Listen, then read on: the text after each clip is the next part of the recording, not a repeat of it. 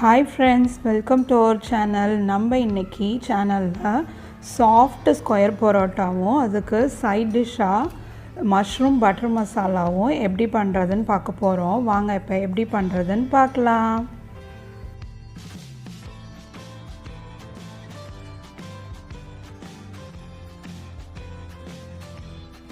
First நம்ம இப்போது பரோட்டாவுக்கு மாவு பிசைஞ்சிடலாம்.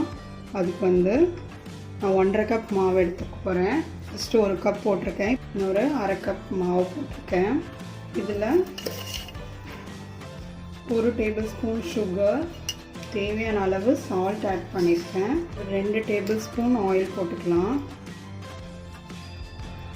இதை நல்லா மிக்ஸ் பண்ணிக்கலாம்.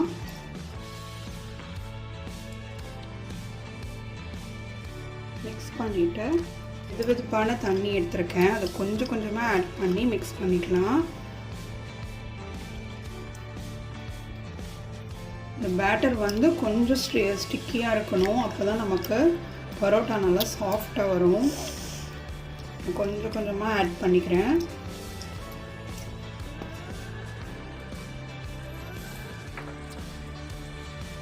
நான் 1.5 கப் மாவுக்கு 2.5 கப் தண்ணி போட்டிருக்கேன்.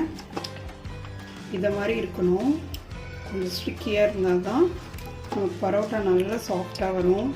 மாவு கொஞ்சம் டஸ்ட் பண்ணிக்கிறேன். ரெடி பண்ணி வச்ச மாவு எடுத்து கவுண்டர் டாப்பில் வச்சுட்டு 10 மினிட்ஸ் நல்லா பிசைய போகிறோம். நல்லா இதை மாதிரி இழுத்து பிசைஞ்சுக்கலாம். 10 மினிட்ஸ் நம்ம மாவு நல்லா பிசைஞ்சாச்சு. இப்போ பாருங்கள் எவ்வளோ சாஃப்டாக இருக்குன்னு. மேலே கொஞ்சமாக ஆயில் போடுறேன். ஒரு 1 டீஸ்பூன் ஆயில் போட்டு ஃபுல்லாக தடவிட்டு இது ஒரு minimum 1 hour, maximum 3 to 4 hours வரையும் இதை அப்படியே விட்டுருங்க. அப்போ தான் நமக்கு பரோட்டா நல்லா சாஃப்டாக வரும். நம்ம பரோட்டா மாவு ஊறுறதுக்குள்ளே நம்ம அதுக்கு சைட் டிஷ் ரெடி பண்ணிடலாம். அதுக்கு நம்ம இன்றைக்கி மஷ்ரூம் பட்டர் மசாலா பண்ண போகிறோம். அதுக்கு நான் இப்போ மிக்ஸி ஜாரில் இந்த ஆனியன் போடுறேன், இஞ்சி ஒரு சின்ன துண்டு, ஒரு 7-8 பல் பூண்டு, ஒரு பச்சை மிளகாய் இதை மாதிரி நறுக்கி வச்சுருக்கேன். இதை அப்படியே போட்டுக்கலாம். டேபிள் ஸ்பூன் சில்லி பவுடர் போடுறேன், ஒரு 1/2 டேபிள் ஸ்பூன் ஜீரக பவுடர், இது 1/2 டேபிள் ஸ்பூன் கரம் மசாலா. இது எல்லாத்தையும் நம்ம ஒரு பேஸ்ட் மாதிரி அரைச்சி எடுத்துகிட்டு வந்துடலாம். இப்போது அந்த பேஸ்ட் நம்ம ரெடி பண்ணியாச்சு. பேன் ஹீட் பண்ணியிருக்கேன், அதில் நான் 1 டேபிள் ஸ்பூன் கீ ஆட் பண்ணுறேன். இப்போது மெல்ட் ஆனதும் நம்ம அரைச்சி வச்சுருந்த பேஸ்ட் ஆட் பண்ணிக்கலாம். பேஸ்ட் ஆட் பண்ணி இது ஒரு 2 மினிட்ஸ் நல்லா வதக்கிக்கலாம்.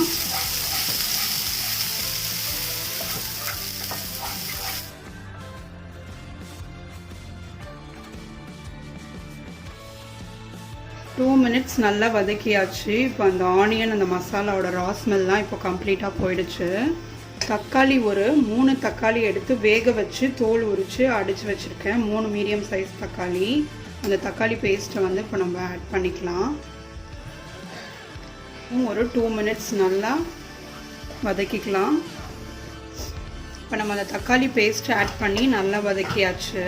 ஒரு டேபிள் ஸ்பூன் அளவுக்கு ஃப்ரெஷ் க்ரீம் ஆட் பண்ணுறேன். ஃப்ரெஷ் க்ரீம் ஆட் பண்ணி நல்லா மிக்ஸ் பண்ணிக்கலாம்.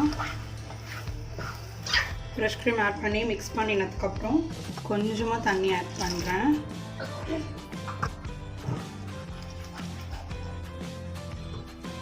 தேவையான சால்ட் ஆட் பண்ணுறேன். கொஞ்சமாக சுகர் போடுறேன், ஒரு 1 டீஸ்பூன் போதும். இப்போ கொதிக்கட்டும்.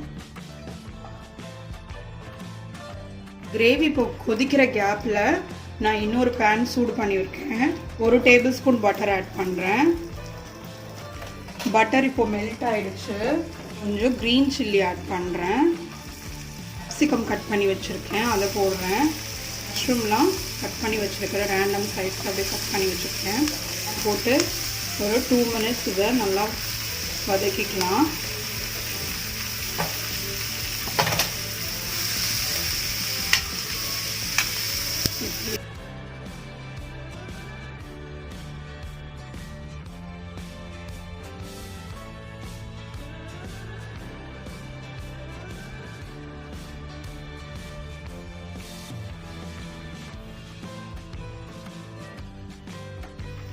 நம்ம மஷ்ரூம் நல்லா குக் ஆகிடுச்சு. மஷ்ரூமும் கேப்சிகமும்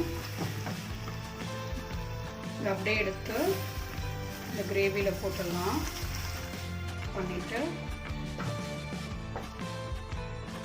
ஒரு 1 மினிட் கொதிக்கிட்டோம். மேத்தி லீவ்ஸ் இருக்கு இல்லையா, அதை எடுத்து இப்படி க்ரஷ் பண்ணிவிட்டு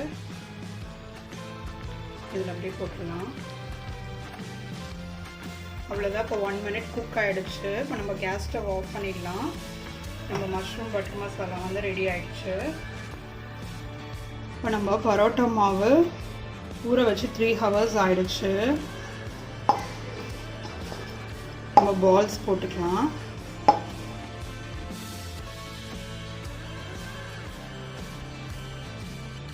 பரோட்டா மாவு இது மாதிரி பால்ஸ் போட்டு வச்சுட்டேன். டாப்பில் இதை மாதிரி மாவு டஸ்ட் பண்ணிக்கலாம். பால் எடுத்து இங்கே வச்சுட்டு பூரி கட்டை வச்சு ரோல் பண்ணிக்கலாம். ரவுண்ட் ஷேப்க்கு தின்னாக முடியுமோ அவ்வளோ தின்னாக ரோல் பண்ணிக்கோங்க.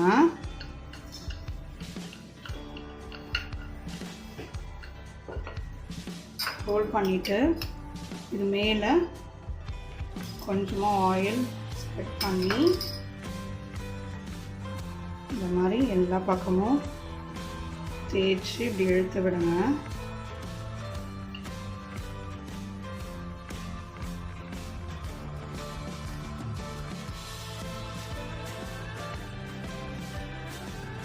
இந்த மாதிரி கையாலே இது மாதிரி இப்படி இழுத்து விட்டால் வரும்.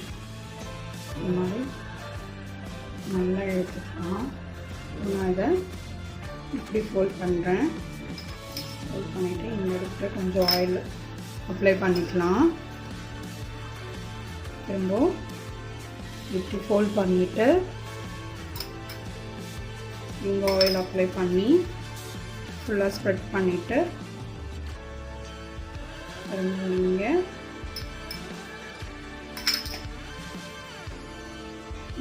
இப்படி ஃபோல்ட் பண்ண போகிறோம்.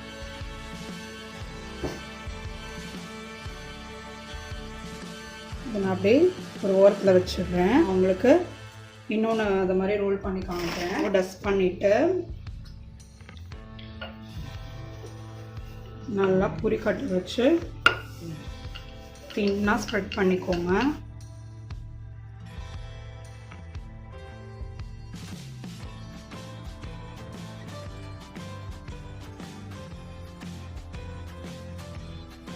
இப்படி ஃபோல்ட் பண்ணி திரும்ப ஆயில் ஸ்ப்ரெட் பண்ணிவிட்டு நம்ம இப்படி ஃபோல்ட் பண்ணிவிட்டு இன்னும் ஆயில் ஸ்ப்ரெட் பண்ணிக்கோங்க.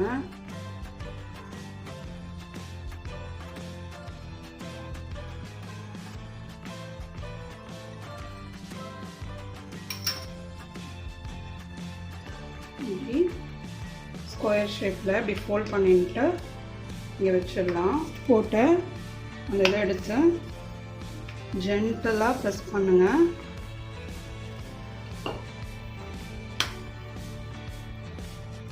ரொம்ப ப்ரெஸ் பண்ணினா உள்ளே நம்ம அந்த லேயர்ஸ்லாம் போயிடும். அதனால் ரொம்ப ஜென்டலாக ப்ரெஸ் பண்ணணும். இப்போ நான் தவா எடுத்து சூடு பண்ணியிருக்கேன். அதில் கொஞ்சமாக ஆயில் ஆட் பண்ணுறேன். ஆயில் ஆட் பண்ணி நம்ம தேய்ச்சி வச்சுருக்கிற பரோட்டா மாவை அங்கே போட்டுடலாம். போட்டுட்டு இப்படி நல்லா ஸ்ப்ரெட் பண்ணி விட்டுருங்க.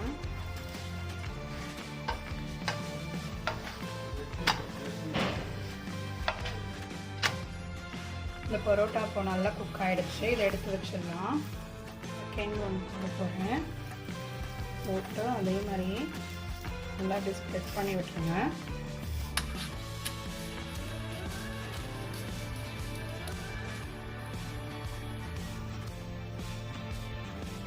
இந்த பரோட்டாவும் நல்லா குக் ஆகிடுச்சு. இதையும் எடுத்து பிளேட்டில் வச்சுடுறேன். நம்ம ஸ்கொயர் பரோட்டாவும் மஷ்ரூம் பட்டர் மசாலாவும் இப்போது சூப்பராக ரெடி ஆகிடுச்சு. நிஜமாகவே இந்த ரெசிபி வந்து ரொம்ப நல்லா இருந்தது. கண்டிப்பாக எல்லோரும் ட்ரை பண்ணி பாருங்கள். இந்த ரெசிபி உங்களுக்கு பிடிச்சிருந்ததுன்னா லைக் பண்ணுங்கள், ஷேர் பண்ணுங்கள். மறக்காமல் நம்ம சேனலை சப்ஸ்கிரைப் பண்ணுங்கள். இன்னும் ஒரு சூப்பரான ரெசிபியோடு உங்களை எல்லோரையும் மீட் பண்ணுறேன். அது வரைக்கும் பாய்.